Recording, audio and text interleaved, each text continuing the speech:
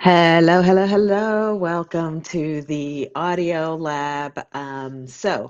Throughout this month of July, I've been running a little experiment. I know so many of you love to listen to your books. And since I'm getting ready to eventually record and publish the official audio book for Brown Beyond Borders Emerging into Golden Multidimensionality, I wanted to practice out loud with you first. So, every single day this month, I'm pulling up a chair, reading a few pages of my memoir right here.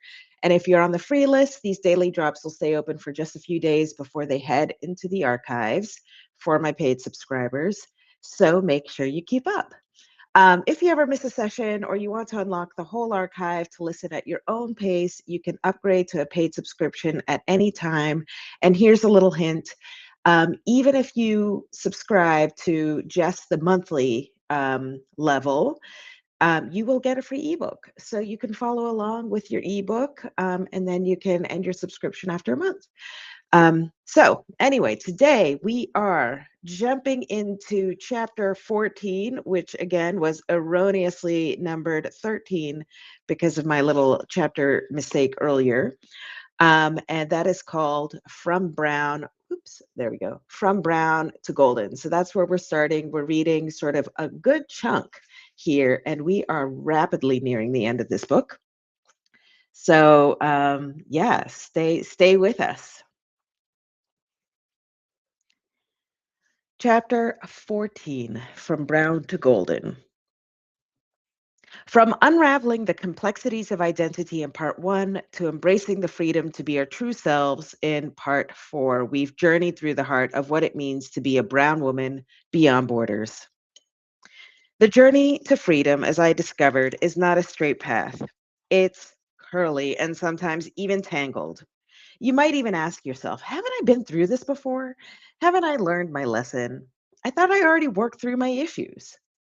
It's a journey paved with self discovery, resilience, and the reclamation of one's narrative. In part one, we explored the diverse and shared experiences that bind us as US educated brown women from immigrant families.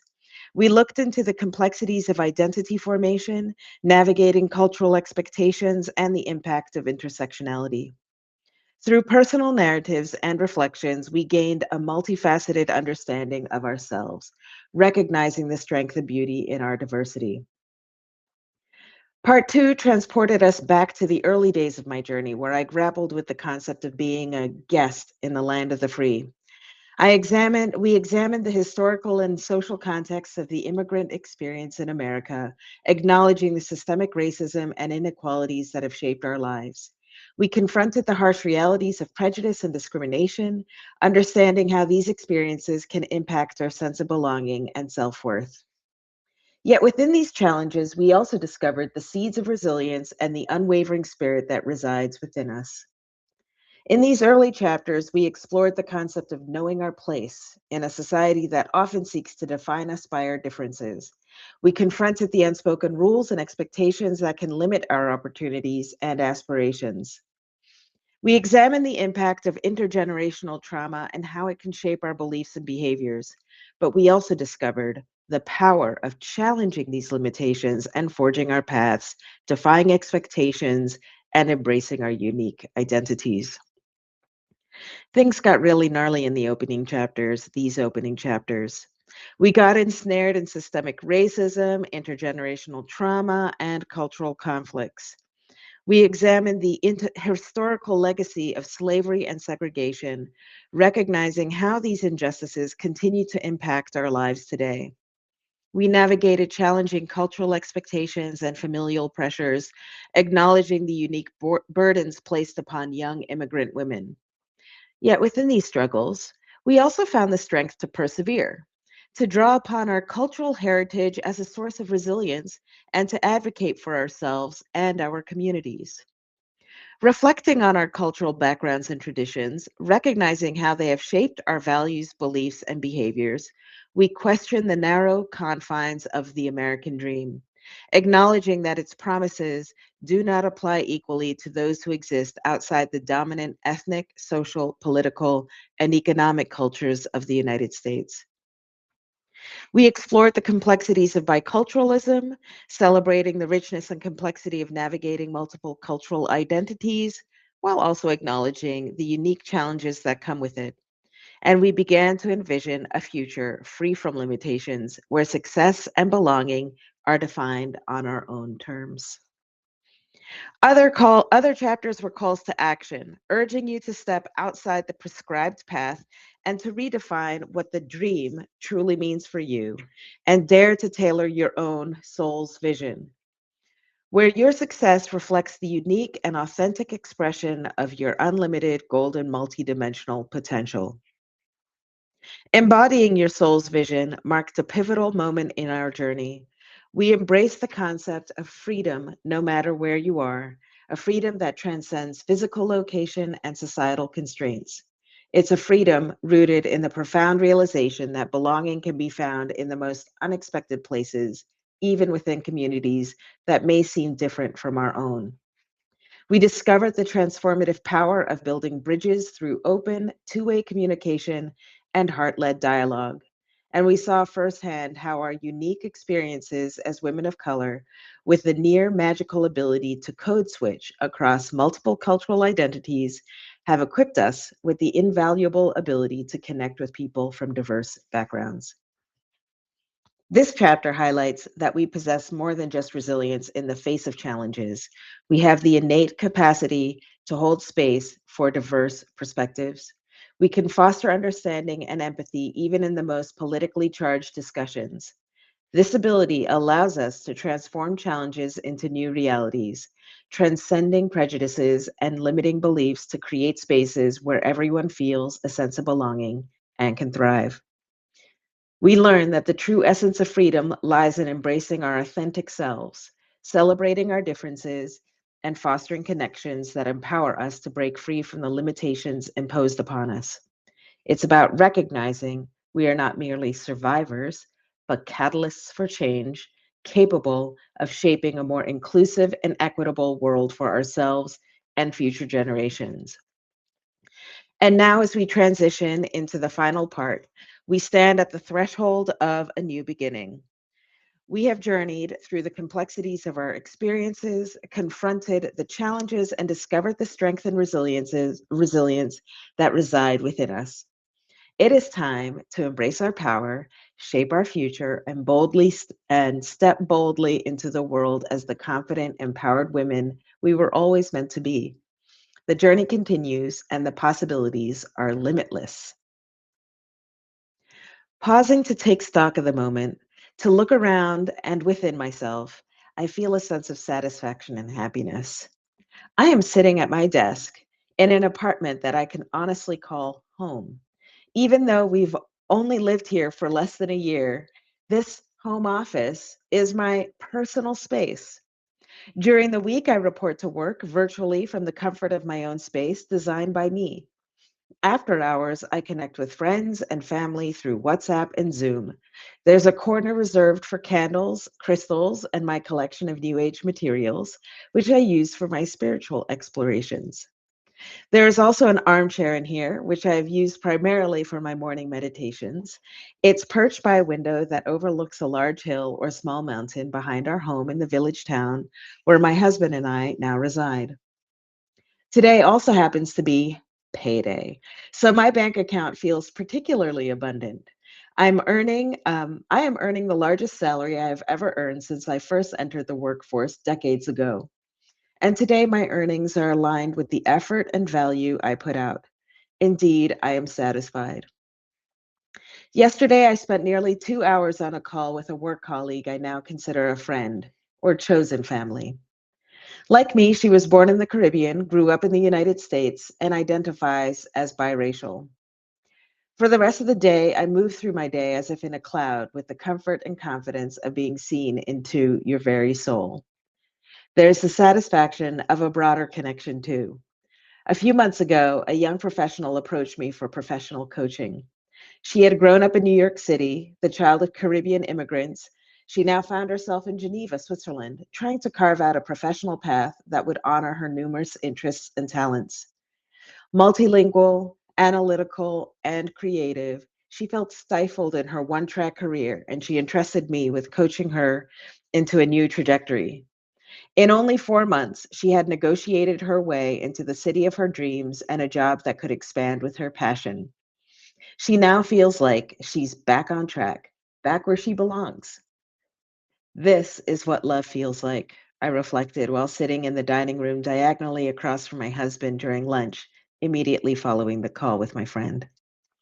My husband and I ate in silence, the peaceful silence of two people who have known each other across lifetimes and who don't need to fill up silence with chatter. This is authenticity. Authentic and authenticity were words I ruminated over quite a bit in my younger years.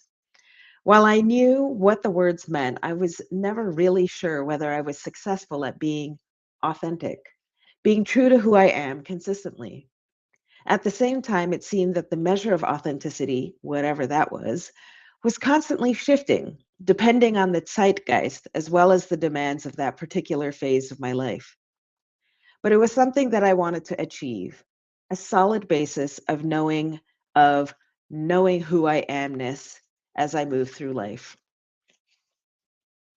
Looking back, the interplay between authenticity and freedom has been a constant presence throughout my journey. Today, it's evident that the two must appear on each side of an equation.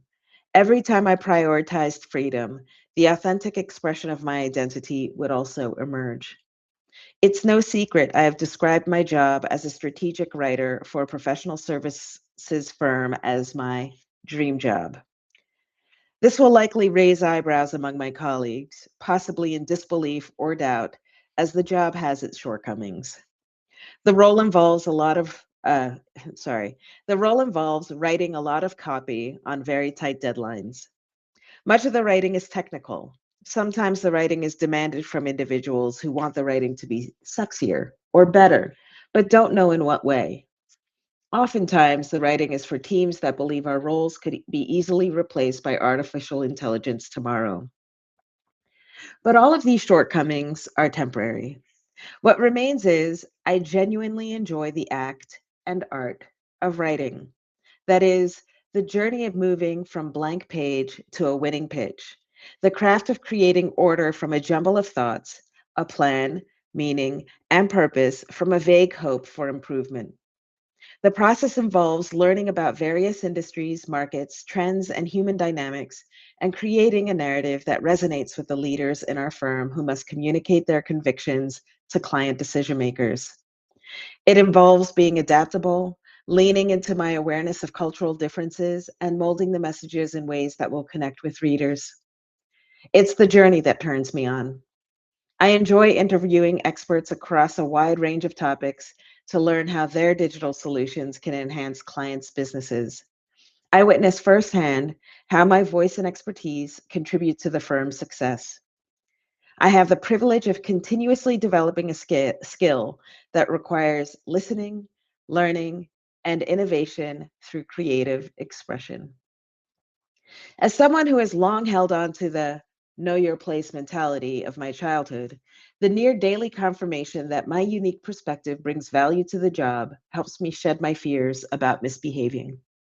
I can practically feel the unfolding of my golden multidimensional potential in the here and now. Championing our team's inclusive leadership and purpose initiative has also boosted my confidence. This initiative has been one of many turning points in my transformation from brown to golden. Picking up the torch to lead the Inclusive Leaders Talk podcast was an act to defy the old limiting belief that I needed to stay in my corner. Approaching senior leaders of the corporation to invite them to speak to our team and stepping in front of the camera to interview them and facilitate tough discussions on diversity and inclusion forced me to stretch the boundaries of my comfort zone. At first, it was terrifying, and sometimes it still makes me nervous. But with each episode, my confidence grew. The old know your place mentality would urge me to shrink myself out of view. That would urge me to shrink myself out of view has morphed into this is my place, claiming of presence. This is not about conceit. This is about calm confidence. It's the freedom of doing something or saying something that opens the way for you to explore and express your true feelings, thoughts, and opinions to allow your brilliance to shine through. At the same time, the Inclusive Leaders Talk internal podcast challenges me to practice skills I picked up in my earlier years in communications, while also pushing me ever farther beyond my comfort zone. When you're not constantly battling internal conflict or trying to be someone you're not, there is a sense of inner peace and liberation. That is, you have released the need for external validation and you're free to live according to your own values. The freedom to explore the multidimensionality of your thoughts by taking your thinking farther than you have never taken it before is a precursor to confidence. I have no doubt that I do a good job in this role, which also helps boost my confidence. However, a confidence boost only goes so far. It's what the initiative draws out of me, a curiosity and interest in where my learnings will take me next, that together lead to a deeper, richer understanding of who I am. Authenticity assumes a deeper, more meaningful hue when you're free to explore and express who you truly are. The work of championing the Inclusive Leadership and Purpose Initiative is personally fulfilling to me because it aligns with my passions for diversity, equity, and inclusion, as well as creating a more inclusive workplace. It also presents me with pathways that consistently capture my attention. The podcast has attracted a handful of team members who are also interested in diversity, equity, and inclusion topics. And they regularly challenge me on the types of questions I could pose to our guests. This may sound like a small thing, but the conversations we have in preparing for an interview help create richer discussions with guests, and they also have resulted in higher quality productions. At the end of my first year leading this initiative, we assembled a team of at least 10 members to help produce a live on set interview. We were a diverse crew from 5 continents, working remotely across 4 borders, speaking at least 7 languages, and bringing a wide range of talent to the program. The show is about Greece being the first Orthodox nation to pass a same sex marriage bill into law in February 2024, and how one of our Greek team members lobbied Greek parliamentarians and helped advocate for the LGBTQ plus community in Greece. I didn't lead this interview. Instead, our team's leader had the pleasure of holding this vital conversation, demonstrating how she prioritizes DEI for our team. Once the show was over, everyone was feeling high. The quality of the production was the highest yet, with an illustrated video package at the top of the show, narrated in the guest's voice, and a multi camera shoot during the live interview for visual interest. It was the best Inclusive Leaders Talk episode our team had produced. We capped off our first season with an excellent show, and it wouldn't have been possible without the power of our collective action, where each of us brought our diverse perspectives, talents, and lived experiences on this human rights topic.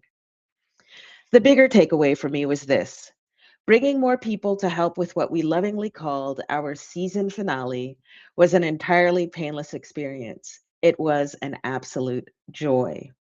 And when I first started working on the Inclusive Leadership and Purpose Initiative, it was a one woman effort led by another colleague of mixed heritage who was living in Europe at the time. We joined together, inspired by our simultaneously different yet similar lived experiences, and coordinated a year's worth of monthly interviews. We knew we needed to elevate the discourse on diversity, equity, and inclusion for an audience of team members who have the luxury of not regularly confronting injustices and prejudices. Our seamless collaboration as a 2 woman team and our shared vision for the podcast's success shown through our very first few episodes, attracting 2 more volunteers to help with coordination. What resulted were richer conversations leading up to each episode's airing, enriching the content and yielding thought provoking questions that ensured the interviews were insightful and impactful. Our vision for future episodes is to bring together a greater diversity of voices and perspectives. My wish is that the podcast embodies the power of diversity and collective action, working hand in hand to drive positive change and promote inclusivity through collaboration. That is where I'm going to be stopping for today. It does not fully close out chapter 14, but there is sort of a smaller segment that I want to save for tomorrow. So, if you have a question about the book, the writing process, or anything we covered in today's segment, drop it in the comments of this post, and I might just answer yours on a future episode. I'm really glad I get to share this unedited process with you. Look out for the next pages in your inbox tomorrow morning. And if you know someone who would connect with this part of the journey, please share this post with them while it's still open to the public.